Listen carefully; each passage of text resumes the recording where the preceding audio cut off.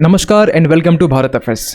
काफ़ी geopolitical expert ये मानते हैं कि तीसरा विश्व युद्ध जो शुरू होगा ये ताइवान के इन्वेजन से शुरू होने वाला है। और रिसेंटली रसिया और चाइना के बीच में ताइवान को इन्वेड करने को लेकर एक 800 पेज का डॉक्यूमेंट लीक हुआ है, जिसमें यह कहा जा रहा है कि रसिया चाइना की मदद कर रहा है ताइवान को किस तरीके से इन्वेड किया जाए। आप यहाँ पर भी देख पाएंगे हिंदी मीडिया आर्टिकल्स पे से पब्लिश कर रहा है कि ताइवान पर हमला कैसे करेगा चीन। रूस इस चीज को लेकर चाइना को ट्रेन कर रहा है। कहा यह जा रहा है कि इस 800 पेज की रिपोर्ट में यह भी लिखा गया है कि चाइना 2027 तक में ताइवान के ऊपर में अटैक कर सकता है। और ये जो 800 पेज की रिपोर्ट है ना, ये यूके का एक थिंक टैंक जिसे रूसी कहते हैं यानी कि रॉयल यूनाइटेड सर्विस इंस्टीट्यूट, इनकी तरफ से ये चीजें रिलीज की गई है। यार हम लोग बात करेंगे इस रिपोर्ट में क्या कहा गया है, किस तरीके से यहाँ पर रशिया चाइना की मदद करने वाला है। और इसी बीच एक अपडेट और भी निकल के आ रहा है कि शी जिनपिंग ने ट्रम्प को ये कहा है कि आप ताइवान के इंडिपेंडेंस के अगेंस्ट में ही रहे, आप ताइवान को सपोर्ट ना करें, ताइवान के साथ में डिफेंस टाइज यहाँ बिल्ड ना करें, इन्हें यहाँ पर एड और फंड प्रोवाइड ना करें। और ट्रम्प की तरफ से भी रिसेंटली आपने देखा होगा कि ताइवान को ये कहा गया कि जो सेमीकंडक्टर चिप का जो प्रोडक्शन है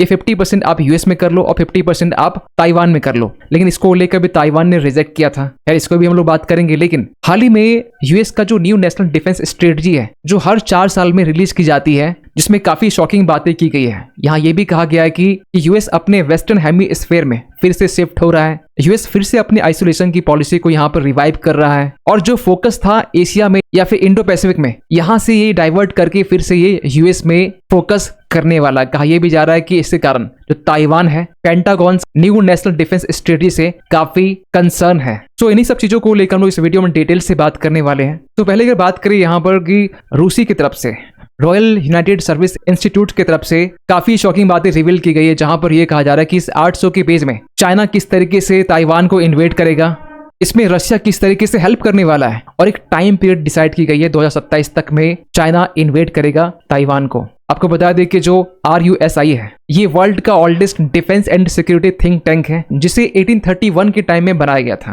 अब सवाल ये निकल के आता है कि रशिया किस तरीके से चाइना की मदद करेगा। तो इस रिपोर्ट में यहाँ पर यह कहा गया है कि चाइना रशिया से स्पेशलाइज्ड एयरबोर्न और एम्फीबियस असॉल्ट सिस्टम्स यहाँ पर एक्वायर करने वाला है। मतलब ये है कि अगर चाइना ताइवान को इन्वेड करेगा तो ये लैंड से नहीं होने वाला है। एयरबोर्न सिस्टम का मतलब हुआ कि यहाँ पर चाइना इन्वेड करेगा वर्टिकली यहाँ पर, और इसमें एयरबोर्न व्हीकल्स का भी यूज किया जाएगा, जिसमें BMD-4M जो कि एक इन्फेंट्री फाइटिंग व्हीकल्स है जो काफी लाइट होता है, एम्फीबियस होता है और इसे डिजाइन इस तरीके से किया जाता है कि इसे ड्रॉप करने पर कोई भी क्षति नहीं पहुंचती है। और इनके साथ में पैरा ट्रूपर्स भी होंगे जो ट्रेंड होंगे, जो वर्टिकली इसे ड्रॉप किया जाएगा ताइवान के लैंड के ऊपर में। इसके अलावा यहाँ पर self propelled anti tank guns ये भी यहाँ पर ड्रॉप किए जाएंगे, ट्रांसपोर्ट पैरा ट्रूपर्स, ये सभी एयरबोर्न व्हीकल्स यहाँ पर चाइना यूज करने वाला है। कहा यह भी जा रहा है इसके बाद में पैरासूट और एयर ड्रॉप सिस्टम इसका भी यहाँ पर यूज किया जाएगा, जिसके जरिए जो डेलोलॉइड सिस्टम है, सॉरी फॉर प्रोनाउंसिएशन, जो कि एक एडवांस पैरासूट है जिसका बेसिकली यूज किया जाता है ट्रूप्स को ड्रॉप करने में।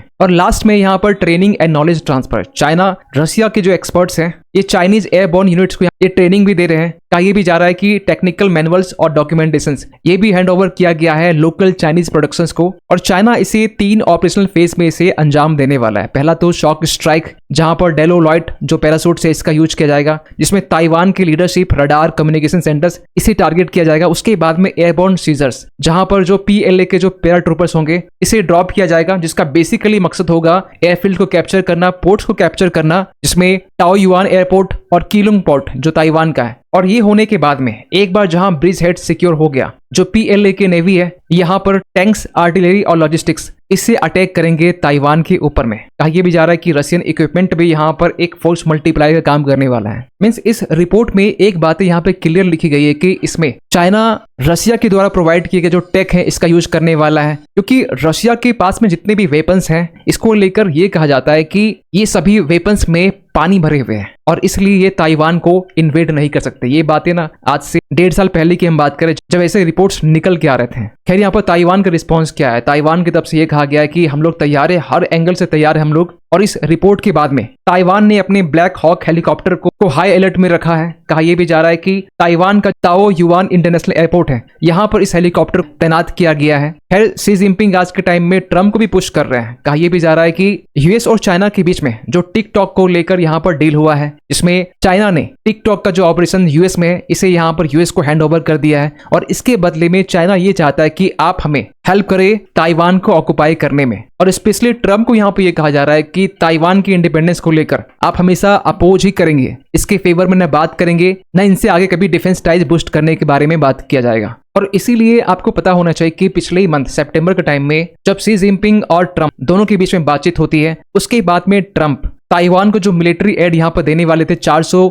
मिलियन का, इसे यहाँ पर रोक देते हैं। इतना ही ट्रम्प ने यहाँ पर ताइवान को ये कहा कि जो आपसे हम लोग सेमीकंडक्टर चिप खरीदते हैं उसका 50% जो प्रोडक्शन है आप यूएस में कीजिए और 50% आपसे हम इंपोर्ट कर लेंगे। लेकिन इसको लेकर भी ताइवान ने साफ साफ रिजेक्ट कर दिया। आप यहाँ पर देख पाएंगे Taiwan reject US proposal for 50-50 chip productions. और ताइवान ने यह भी कहा it will resist pressure from Washington to move half of chip production to US. लेकिन रिसेंटली यूएस का नेशनल डिफेंस जो स्ट्रेटजी यहाँ पर तैयार किया गया, जो हर 4 साल में इसे तैयार किया जाता है, इसमें काफी सारी बातें बोली गई है। पहले तो यहाँ पर यूएस के डिफेंस सेक्रेटरी की तरफ से ये कहा जाता था कि जो चाइना है ये एक थ्रेट है ताइवान के लिए। यूएस की तरफ से ये भी कहा जा रहा था कि एशिया जो है वो हमारी प्रायोरिटी है। आप देख सकते हैं पीट हेग्सेथ जो कि आज के टाइम में यूएस की डिफेंस सेक्रेटरी है, इन्होंने ये भी कहा कि US will fight for Taiwan. ये बातें कब की है? इसी साल जून के टाइम की है। लेकिन जून के बाद से तस्वीरें बदल चुकी है। चाइना और यूएस के बीच में टिकटॉक को लेकर डील हो चुका है। चाइना यूएस को अपने रेयर अर्थ मिनरल्स के जो सप्लाई है इसे यहाँ पर रोक दिया है। तो आज के टाइम में ज्यादा प्रेशर में यूएस है। और जब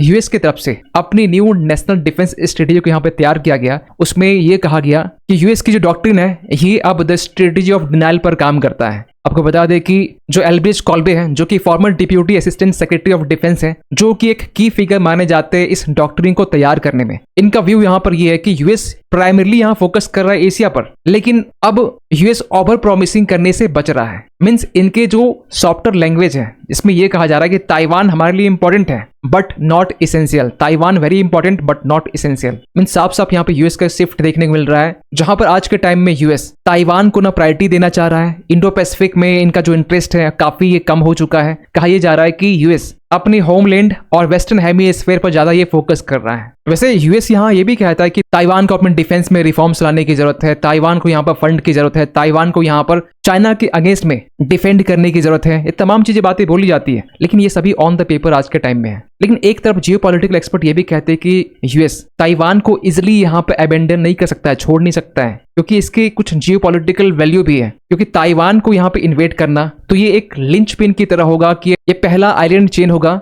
जहां पर चाइना ताइवान को इन्वेड करेगा। उसके बाद में इंडो पैसिफिक रीजन में चाइना आगे भी छोटे छोटे आइलैंड को यहाँ पर कैप्चर करता रहेगा। इसके अलावा भी ग्लोबल सप्लाई चेन के लिए भी ताइवान इंपॉर्टेंट रोल प्ले करता है यूएस के लिए, क्योंकि जो सेमीकंडक्टर चिप है यूएस अपनी 70% ताइवान से इंपोर्ट करता है। इसके अलावा अगर ताइवान यहाँ पर फॉल होता है तो यूएस की जो क्रेडिबिलिटी है in Japan, in south Korea और फिलीपींस में ये भी अंडरमाइन किया जाएगा। तो यहाँ पर ताइवान आगे रिस्पॉन्स क्या दे सकता है? कहा यह जा रहा है कि ताइवान अपने डिफेंस स्ट्रेटजी को और भी एक्सलेट कर सकता है, जैसे कि एंटी शिप मिसाइल्स को लेकर, ड्रोन्स को लेकर, कोस्टल डिफेंसेस को लेकर। इसके अलावा रीजनल पार्टनरशिप को और भी मजबूत करना चाहेगा ताइवान, जापान, फिलीपींस, ऑस्ट्रेलिया और इंडिया के साथ में भी। और भले ही ट्रम्प प्रशासन यहाँ पर ऐसी बातें कर रहा है, लेकिन यूएस के जो कांग्रेस है यानी वहाँ की जो पार्लियामेंट है, इनके साथ में अपने जो टाइज है वो डीप करना चाहेगा ताइवान। और ताइवान यहाँ पर यह दिखाने की कोशिश करेगा कि ताइवान की जो इंपॉर्टेंस है तो ग्लोबल सिक्योरिटी, डेमोक्रेसी और ट्रेड, ये काफी मायने रखता है। खैर, आप क्या सोचते हैं पूरी अपडेट को लेकर?